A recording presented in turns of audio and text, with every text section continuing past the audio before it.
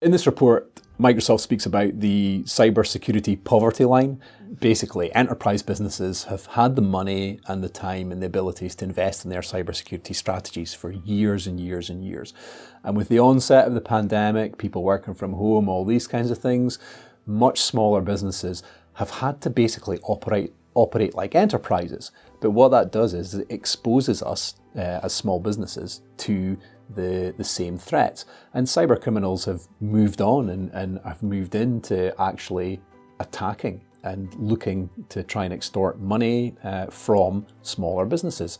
The cybersecurity poverty line is where we as small business owners, other businesses, haven't had the time or the budget to invest in this, but now's the time to do that. The benefits from, for instance, working with a managed services provider, a lot of product has now been produced so that managed services providers can sell it, manage it, maintain it, supply it to small to medium-sized businesses. So to get your business above the cybersecurity poverty line, there is an investment that you need to make in that. Microsoft illustrates a lot of things to help you get above that line. Basic cyber hygiene, as you can see from the graphic, will prevent 99% of attacks.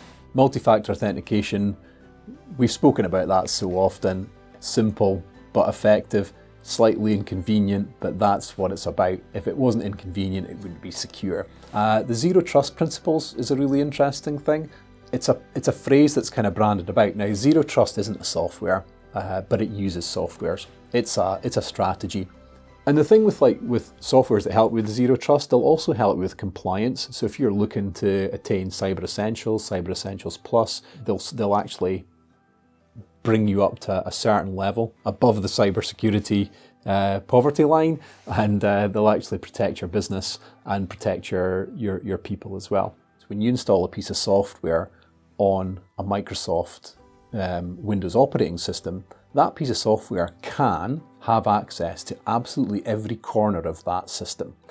And it doesn't need it, but it can if it wants.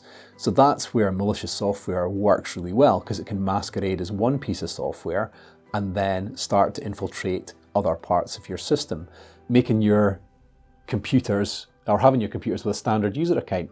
80% of installs don't happen if you've got a standard user account. Unfortunately, it doesn't stop them all, and you have to look at other things.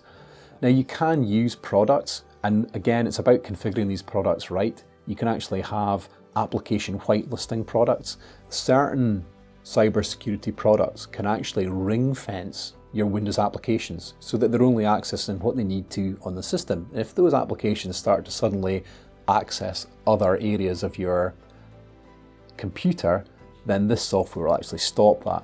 That software has to be managed, and it's definitely very important to get these kinds of softwares on your systems, but manage them correctly.